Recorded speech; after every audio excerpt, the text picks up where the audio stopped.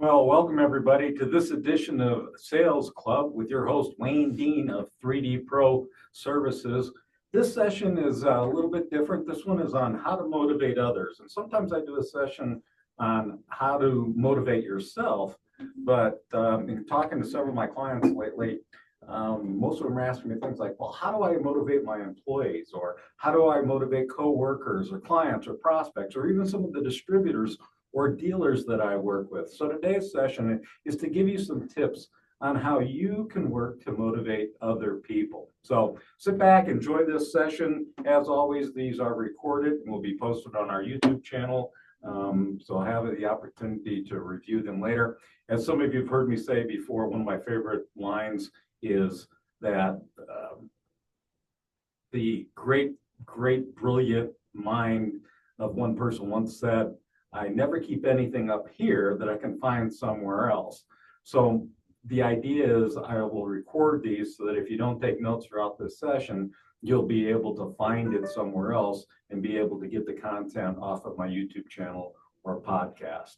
So here we go. This session, again, is on how to motivate others. But when we talk about motivating others, we first of all need to understand really what motivation is. And it is that process that initiates or guides us through maintaining goals or orientation of specific behaviors. For example, motivation is what helps you lose weight or pushes you to get that promotion at work. In short, it's motivation really causes you to act in a way that's closer to your goals. And that motivation is many times thought of as to be biological, emotional, it can be social, and it can be cognitive forces that activate human behavior. And that motivation also involves factors that direct and maintain goal, directions, and orientation. So, some people say, I'm just not motivated. And many people say, well, is that because it just is not inherent to me? Well, procrastination comes from not having a specific plan. When one has a plan of action, it's easier to be motivated. When one doesn't have a plan of how you're going to conduct yourself or what behavior you want to achieve, that's where you lack motivation or develop procrastination. So planning is the most important thing when it comes to motivation. And it's the same thing when you're trying to motivate other people. Now, there are different types of motivation, and the two main types of motivation that we're most frequently described with are intrinsic motivation, which arises from outside of the individual. It involves external motivations such as rewards for trophies or money or social recognition or praise. And then intrinsic in motivation is that internal that arises from within the individual, such as doing a complicated crossword puzzle purely for the gratification of solving a problem. So when you think about those two types of things that motivate you, you need to also think about what are the types of motivation that needs to be stimulus for that person you're trying to motivate. But there's another type of motivation that sometimes we don't think about or see.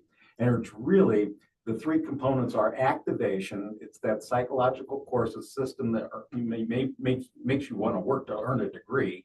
Persistence is that continued effort toward a goal through that, may exist. An example of persistence would be showing up for a psychology class, even though you're tired from staying up the night before, or that intensity, that concentration, that vigor that goes into pursuing a goal. For example, one student might coast without much effort, minimal intensity, while another student has to really study hard and have a lot of internal intensity.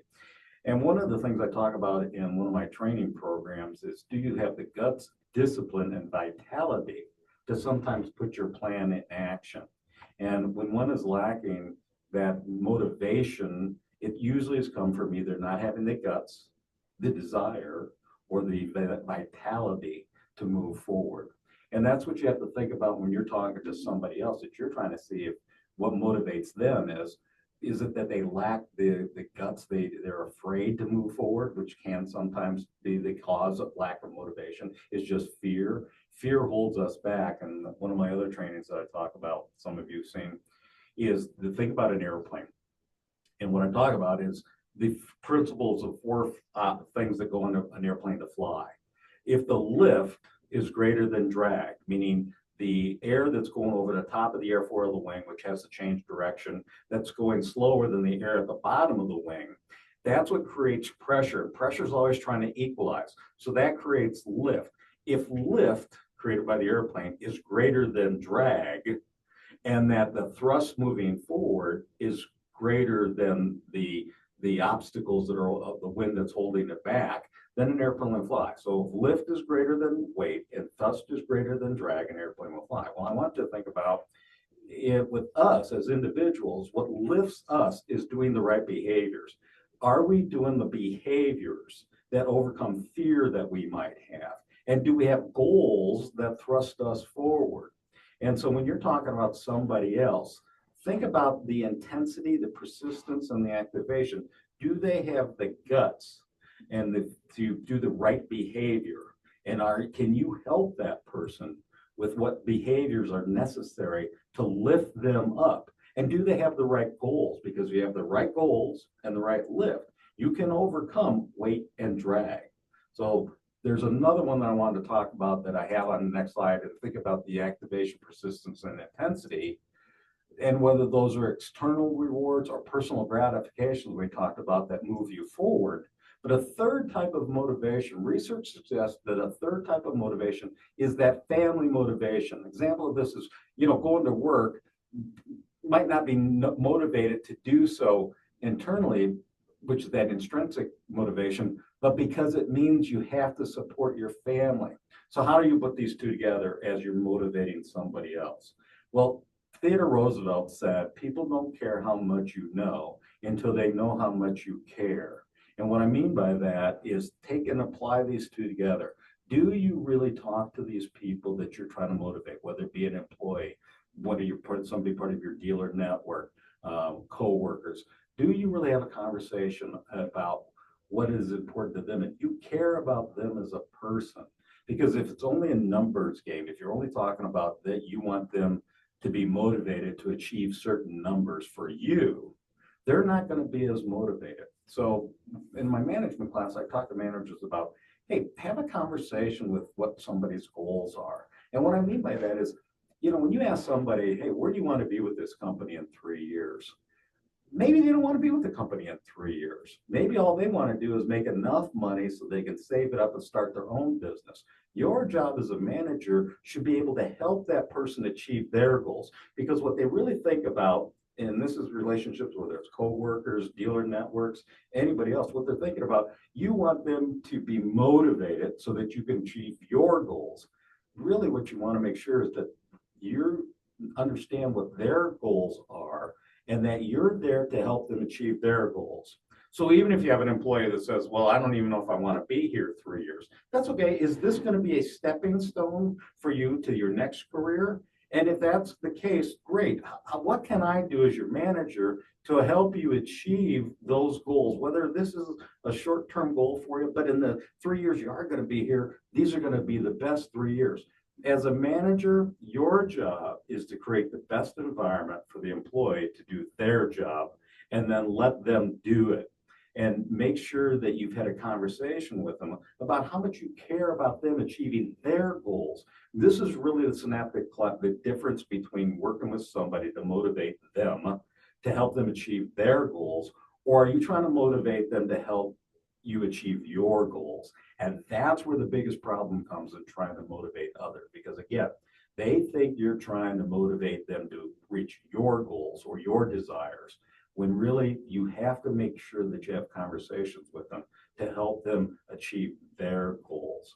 And this works across board. When we had that first slide up there about motivating others, clients, coworkers, employees, distributors, dealer networks, it's all about them understanding that you really care about them and them achieving their goals. And along the way, yes, you'll achieve yours, but you've really got to come across that you're helping them with their family goals, because that's the strongest motivator of most people, is achieving the family goals. So think about that third type of motivation and understand what it is that this person is trying to achieve, and how can you help them get what they want so that you can get what you want. So motivation is so important because it really does increase your efficiency as you work toward these goals. It does drive you to action and encourage you to engage in health-oriented behaviors. It helps you avoid unhealthy or manipulative behaviors, such as risk-taking or an addiction to something. And it helps you feel more in control of your life and improve your overall well-being and happiness. So make sure that you really understand that motivation can be internal, it can be external, but it can be family. And what is it that motivates the people that you're trying to have a conversation with? And always understand that motivation isn't always the same for each person. That's on my second slide that I've got coming up here in a second. But here's a couple of tips. Focus only on things that matter to the person you're trying to motivate. For example, don't continue to stress maybe completing their travel reports to an employee or to a distributor. If they really want to get paid, they'll complete them. Focus on the bigger items like scheduling a demo, and don't concentrate so much on trying to motivate people to do just a task just because you want it to be done or just because you think they have to listen to you. Focus on the bigger behaviors that you want this person to achieve, and don't spend so much time on the small ones. That's one of our tips that we're going to talk about. Next one is, if you're with somebody else and tackling something that feels too big or overwhelming to them, help them break it into smaller, more manageable steps. Then set your sights to help that person achieve only the first step at a time. Instead of trying to lose 50 pounds, for example, all at once, break this goal into 5-pound increments. So one of the ways that you can help motivate other people is not by just expecting them to achieve this overwhelming goal or behavior all at once. Help them break it down into small pieces and actually have that kind of conversation with somebody. You know, this isn't the secret. You can say to somebody like, hey, I'm here to try and help you. And maybe it's just too big of an elephant to eat all at once. Well, maybe we could talk about how we can break this into smaller goals and reach these smaller goals step by step. Would that make sense? Would that be fair? So try that tip. Research also suggests that there's a connection between confidence and motivation. If you have a lot of confidence in yourself, you know you're going to be more motivated. So show that you have confidence in the other person and that you have confidence in their skills to achieve the goals. You know, if you continually berate somebody, I can't believe you didn't do this, how come you don't know how to do this? And you try and think that that negative is going to motivate them, you're absolutely wrong. You know, hey, I think that you got the ability to do this. Help me understand what I can do to help you achieve this. I've got confidence in you. Use the word, but show that you have confidence in that person to achieve what it is that they need to achieve. And that'll help stimulate that motivation that they have. Remind them about what they've achieved in the past and where their strengths lie. This helps people, their self-doubt from being limiting their motivation. So make sure that you know, hey, I've got a lot of confidence in you. You've really done this in the past. You did this. Remember when you didn't think you'd achieve this and then you did? Help them understand that you've got confidence, they have certain strengths, and you can help them motivate themselves by seeing that they have confidence in themselves because you have confidence in them. Understand that you might do more to demotivate someone than motivate them. And causes of low motivation. You know, there's a few things that you should watch out for that might hurt or inhibit your likelihood of motivating others. And these include this all or nothing thinking. So if you think that they must absolutely be perfect when trying to reach their goals, or there's no point in trying, you know, one small slip or relapse can zap their motivation to keep moving them forward. So stop thinking about you're trying to motivate this person to achieve this overwhelming goal and it's all or nothing. You know, believe in quick fixes. It's easy to feel unmotivated if they can reach the goal immediately, but they reach the goals and it often takes more time. So understand that it's probably going to take a while for us to achieve this. And if you expect too much right away, it can demotivate somebody. And thinking that one size fits all, I mentioned that before, just because an approach or method worked for somebody else doesn't mean it's going to work for everybody else. And if they don't feel motivated to pursue their goals, you know, you look for other things that will work to better motivate them. So don't treat everybody the same. As a matter of fact, if you want to go back and look at a good book to read is The Jordan Rules, because Michael Jordan, he was treated differently. And a lot of people, or even Dennis Rodman, during the late 90s when the Bulls were running after 6 championships, people criticized Phil Jackson because he let Dennis Rodman leave one time in the middle of the season and went to Vegas for 3 days. How could you do that? You wouldn't treat everybody out like that. But Phil Jackson understood that Rodman had to be treated differently. Jordan had to be treated differently. Scottie Pippen had to be treated differently. And I grew up in an era where coaches treated everybody the same. There was no superstar on the team. Everybody was treated the same. What you need to understand is people need to be treated differently because people are motivated by different stimuli. And you need to look for things that will work better for other people, and just don't think that everybody needs to be treated exactly the same. Here's one also. Stop saying things like, well, just keep up the good work. Because if you think about it, I had a boss that used to do that. He'd say, keep up the good work. Like I wasn't going to, without him saying that. And sometimes when you make statements like that are just so obvious, keep up the good work, just hang in there. Yeah, like I wouldn't have done that anyway. It demotivates somebody.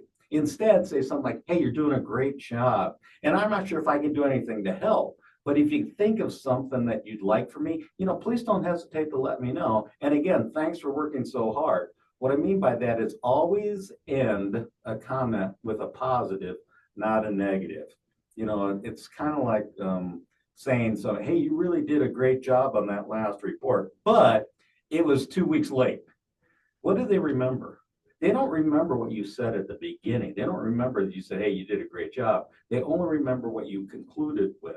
So be careful, even when you're disciplining children, for example, that you can't say, hey, you did a great job on your homework, but the pronunciation and the spelling was incorrect.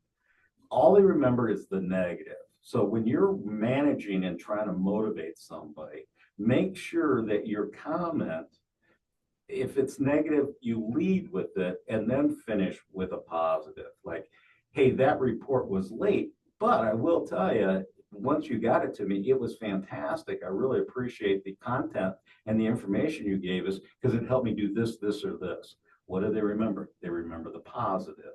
And I think sometimes as motivators of people, whether you're a boss, an employee, whatever, we think that we have to motivate people with a negative. And that's what they need to understand, that they did such wrong. They probably already knew that, and you just gave them a demotivating by reminding them of that. So try and be that positive step that you leave somebody with. And here's 10 things that can motivate employees. Focus on your company culture. What is the culture in your company? Recognize the employees' contributions, what they've done to contribute to the culture of the company. Promote that teamwork and collaboration. Really make sure that you're asking for people to work together in a team and collaborative method. Set achievable goals and expectations. A lot of people, they don't understand why we're setting goals. It's kind of like when I talk to some companies and how company sets a goal, says, well, we're going to be 20 million in sales. Well, where did that goal come from? And why do we have to be 20 million in sales? Usually it's top down, where the board of directors says, yes, so that we can have dividends and stock options and all that stuff, we need to be a $20 million company. And then they take that to the sales manager and say, well, can you do 20 million? And well, we'll do our best. And then the sales manager goes back to the sales team and says, well, Bob, you've got a better territory, so I expect you to do 5 million. And Eric, you got the new area, I'd like you to do 3 million. And Bob, you got to, and you go around, we divide up the pie and we tell people this is what our expectations are. Too many goals are top down instead of bottom up. You should have the trust in your employees, your dealer network, but bring them involved into the goal setting.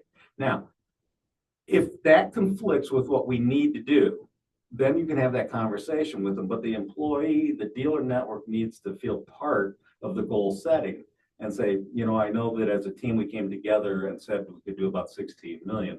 But let me tell you why we need to do 20 million. We want to do 20 million because we want to be able to turn this into an ESOP. We want to be able to have employee shares. There has to be some buy-in in the goal setting for people to be motivated by it. They are not motivated because I said so, or critical parent selling is just because I said so. We're going to do 20 million because I said so. Make sure that you offer incentives and rewards for that good work. Give employees a sense of purpose. Give the employees that buy-in that they are part of the organization. They're just not a hourly paid employee just to do as told. Let them feel part of the company and the decision making. Build that positive work environment. But strongly, one of the last things here is encourage a strong work-life balance. Play hard, work hard.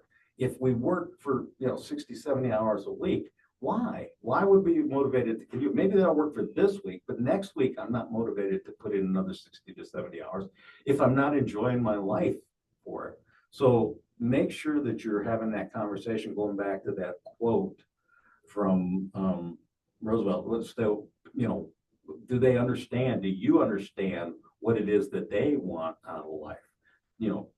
Do you really care about them as a person? And do they participate in the overall culture of the company and building what the culture is and building what the goals are? So I'll finish this slide with this. What do you think ask yourself, what do you think it motivates people to be top employees? What's the number one thing that motivates people? If you think about it, a lot of people say money. Actually, right now, what we find is training. Promote training and develop opportunities for people. Most employees do not have this mentality that some of the baby boom generation did, is to work for the same company, have a stellar career, get a gold watch at the end of your retirement. Most people don't plan to be with the same company all their life. What they're looking for, their current company, to train them so that they can go on to their next job or their next career, they're a better employee.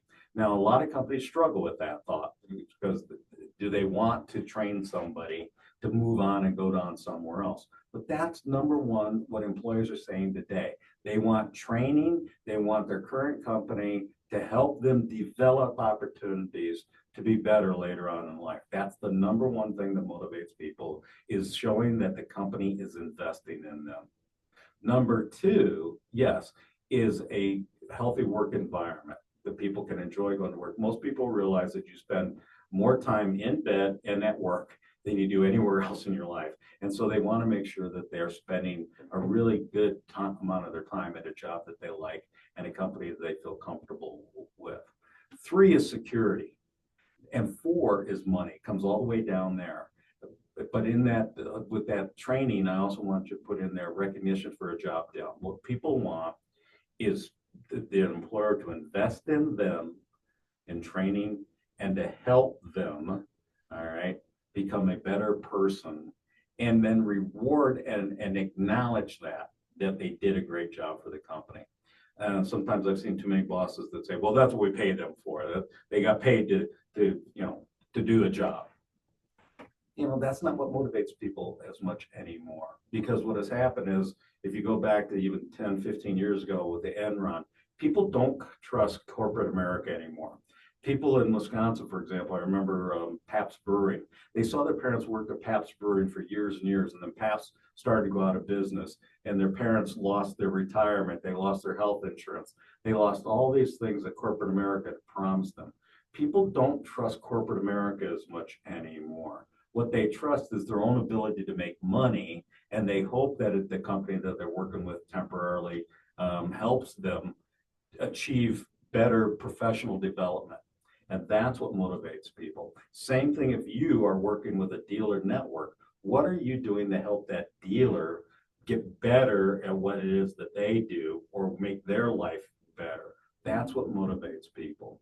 So I just hope that these gave you a couple of tips. This was never designed to be the type of training that, you'll learn everything, and as soon as you walk away from this, you'll have all the answers. The idea is, think about what it is that motivates people, and that you can be part of that whole picture by understanding what it is that they want out of life. And again, it goes back to what Ralph Waldo Emerson in his whole thing about givers give.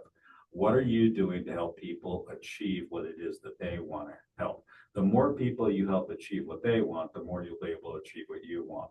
And that was a philosophy of the great sales trainer Zig Ziglar also. What are you doing to help people achieve what they want? Because then in return, you'll be able to achieve what you want. So we'll leave it with that today. If anybody has any comments or questions, always have the opportunity to call me up. But right now I'll open up, there's a few people online. If anybody got anything, questions they want to ask or address, feel free to do that now. Raise your hand or put it in the chat box. Anybody? All right, this will be available on my YouTube channel. Again, my YouTube channel, just Wayne, D-E-H-N, Wayne Dean, and this will be posted probably by tomorrow morning if anybody wants to go back and look at that, some of the other recordings that we have. All right, thank you very much.